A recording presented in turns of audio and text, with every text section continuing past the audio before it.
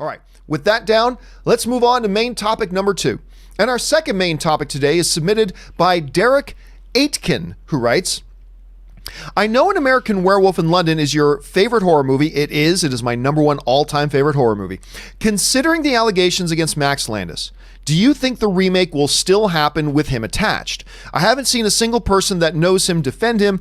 Many people who have met him have said nothing positive about him. Wouldn't working with him be a disaster for the studio? All right, thanks a lot for sending that in, Derek. And look, I want to say this off the top about this whole situation. What I do not like doing on the John Campea Show is talking celebrity gossip and talking about the life of celebrities away from the camera. What I like to talk about is movies and TV and things like that. Sometimes those two things intersect. Sometimes a drama going on with an individual celebrity off camera directly has an effect on what's going on in the movies, and so we'll touch on that. So I do want to talk about that a little bit, but I'm going to limit our discussion on Max Landis himself to simply this. I don't know for fact anything about any of the allegations against Max Landis. I don't know because I wasn't there. So let's just say that right up front. For those of you who don't know, a number of women have come forward and made several serious accusations against him. All I can tell you is my personal experience with him, and that's it. I've met Max Landis on a couple of occasions, and while, yes, the common refrain about Max Landis is that he comes across a bit of a douchebag, he does, but I will also just be honest with you. The couple of experiences I had being around him, and we had him in our studio once. Schnepp brought him on Heroes one time, and he came across a little bit like a douchebag, but I will confess that hanging out afterwards around the office, chatting for an hour or whatever, he came across to me as a very nice guy. I'm not saying he is. I'm just telling you my honest experience. That was my experience for what it is. I will also say this. One of the main people who have kind of sparked this whole thing going on with Max is someone he was in a relationship before, a girl by the name of Whitney Moore. If you guys have been watching my stuff for any period of time, you know that Whitney Moore worked with me when I did my show, with Rob as well, when we did our show Film HQ for Lionsgate. Whitney Moore, I can tell you this about Whitney Moore. This is how I describe, Rob and I were talking about her earlier. This is the best way to describe her. She's a joy grenade. She gets thrown into a room and explodes joy all over the place. She's just a bright burst of sunshine. She enters a room, she elevates. She was one of the most pleasant, wonderful people. I can't say enough about her character.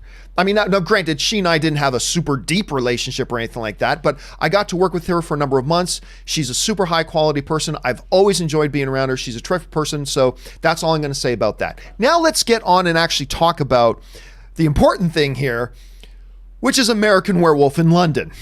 This is, Rob, my number one all-time favorite horror film to this day. To this day, no movie has ever scared the crap out of me like American Werewolf in London. Not to be confused with American Werewolf in Paris. Oh. So let's be clear about that. Ouch, John. Ouch. But, I am one of these people, Rob, and you know this about me. I'm all for remaking everything. I don't care. If you do a remake and it sucks, I still got the original. If you make a remake and it's good, yay, we have another good film to enjoy. So I don't care. I'm even okay with my all-time favorite horror film, them taking a crack at remaking it. No problem with that. The question at hand is, at this point, and of course for a while, Max Landis was connected to be bringing this thing to life. I gotta believe this is absolutely dead in the water. And not only dead in the water with, say, Max being attached, but dead in the water, period, simply by association. I can't see, Rob, at this point, and maybe I'm wrong, but I personally can't see at this point anybody or any studio wanting to touch this with a 1,000-foot pole. So I personally think this thing is probably dead in the water. How do you see it? Yeah, it doesn't look good for the American Werewolf remake. And, I too, it's not my favorite horror film, but it's one of the greats. I mean, I love An American Werewolf in London. If any of you viewers out there, it is from 1981. So it's been around for a while. It is one of the great horror films. It came out in a period of time where it was a golden age of horror, and that film truly, I thought, was a standout. I love the performances. I love the music. I love the gore. the Rick Baker effects, the transformation stuff. It's truly a wonderful film. So maybe the upside is, I know you just said you like. I don't care if you remake a movie.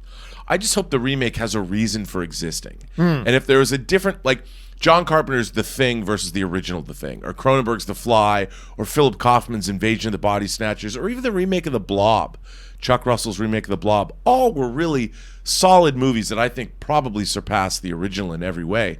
And that's great. I love that. But American Werewolf, I don't know, man. It's so good. And they would use CG for the transformation effects.